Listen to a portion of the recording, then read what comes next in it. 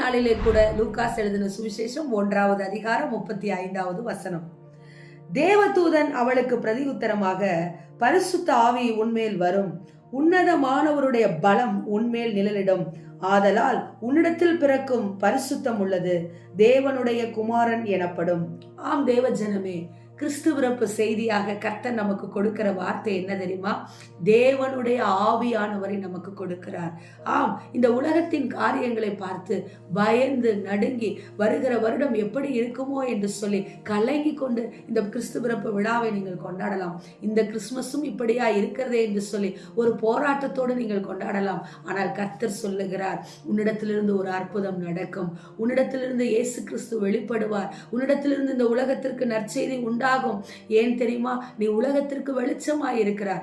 எந்த மனுஷனையும் இந்த உலகத்திலே வந்து பிரகாசிக்கிற ஒரு ஒளிதான் இயேசு கிறிஸ்து. உன்னுடைய இருளை பிரகாசிக்க செய்வதற்காக தான் அவர் இந்த உலகத்திலே மனிதனாக பிறந்தார். இருளில் இருக்கிற ஜனங்கள் பெரிய வெளிச்சத்தை காண வேண்டும், மரணமாகி பலிகளை செலுத்தியே அவர்கள் வாழ்நாள் போகக்கூடாது என்று சொல்லுதான் அவர் தன்னையே பலியாக கொடுத்து இந்த நாளிலே உனக்காக பிறந்திருக்கிறார். தேவ ஜனமே, அவர் பிறக்கப்பட்டதின் நோக்கம் கொண்டாட்டம் அல்ல, பரிசுத்த ஆவியானவரை பெற்றுக்கொள்வது, உன்னதமானவருடைய பலத்தை பெற்றுக்கொள்வது. ஆம் தேவ ஜனமே, உன்னதமானவருடைய பலம் மரியாள் மீது இறங்கினது போல உங்கள் மீதும் இருக்கும்.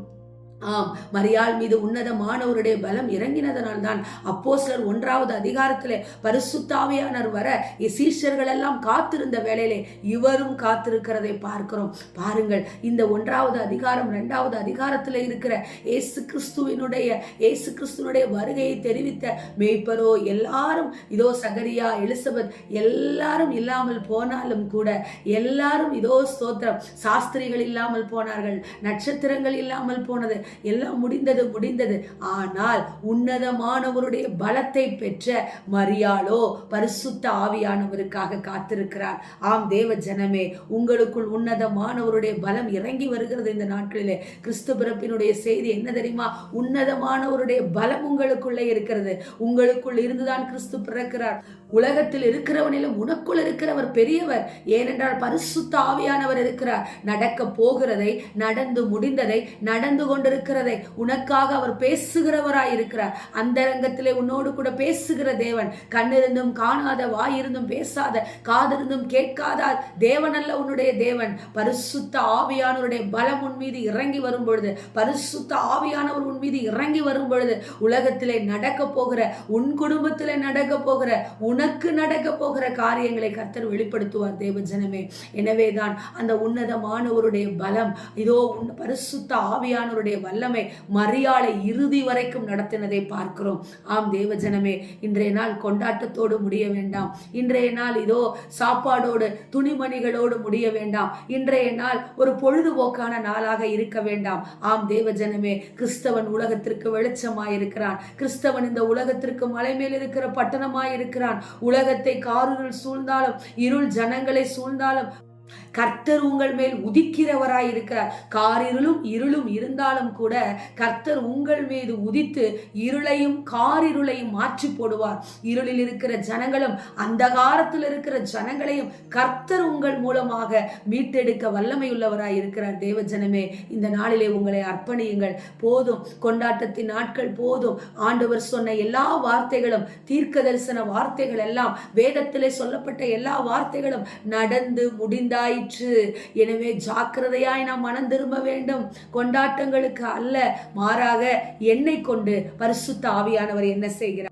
யோவான் ஸ்தானனை கொண்டு என்ன செய்தார்? இதோ மரியாளை கொண்டு என்ன செய்தார்? யோசேப்பை கொண்டு என்ன செய்தார்? இயேசு கிறிஸ்து இந்த உலகத்திற்கு வந்து என்ன செய்தார்? நான் என்ன செய்ய போகிறேன் என்று சொல்லி கேள்வியோடு இந்த கிறிஸ்துமஸ் பெருவிழாவை தொடங்குங்கள். ஆம் தேவ ஜனமே, கேள்விக்கு பதில் நீங்கள் தான். உங்களுக்குள் இருக்கிற ஆவியானவர் உங்களுடைய அழைப்பு என்ன, இந்த உலகத்திலே நீங்கள் என்ன செய்ய வேண்டும் என்பதை சொல்லுவார். நிச்சயம் அவர் உங்களோடு பேசுவார். காத்திருங்கள். அவருடைய வார்த்தைக்கு உங்கள் காதுகளை கொடுங்கள். உங்கள் இருதயத்தை தட்டும் போது திறங்கள். நிச்சயம் ஆவியானவர் பேசுவார். ஆமேன், ஸ்தோத்திரம். வழக்கமான ஒரு கிறிஸ்துமஸ் பெருவிழாவாக இந்த நாள் எங்களுக்கு இல்லாதபடி சுவாமி, உங்க கிருபை, உங்க சமாதானம், உங்க இரக்கம், அப்பா உங்க அற்புதம் இதையே பெற்றுக்கொண்டு இருக்கிறவர்களாய் நாங்கள் இல்லாதபடிக்கு நாங்கள் அற்புதங்களாக, நாங்கள் சமாதானத்தை மற்றவர்களுக்கு கூறுகிறவர்களாக, சந்தோஷத்தின் செய்தியை மற்றவர்களுக்கு அறிவிக்கிறவர்களாக இருக்க எங்களோடு பேசுங்கப்பா. நாங்க உங்களுக்கு என்ன செய்ய வேண்டும் சொல்லி பேசுங்கப்பா. மரியாளோடு பேசுனீங்கல்ல, எங்களோடு பேசுங்க ஆண்டவரே, எங்களோடு பேசுங்க ஆண்டவரே. அப்பா இந்த நாளிலே ராஜா ஒரு சாதாரண திருவிழாவாக மாறாதபடிக்கு இந்த கிறிஸ்துமஸ் எனக்கு ஒரு பெரிய மாற்றத்தை கொடுக்கும்படியாக உங்க சமூகத்துக்கு வந்து நான் உட்கார்ந்திருக்கிறேன் அப்பா. என்னை மன்னிங்க, என்னை ஏற்றுக்கொள்ளுங்க. இயேசுவின் நாமத்தினால நாங்கள் ஜெபிக்கிறோம் நல்ல பிதாவே, ஆமேன். பிரைஸ் தி லார்ட், ஹல்லேலூயா. கிறிஸ்து பிறப்பு நல்வாழ்த்துக்களை உங்கள் எல்லாருக்கும் கூறிக்கொள்கிறேன். ஆமேன். ஸ்தோத்திரம்.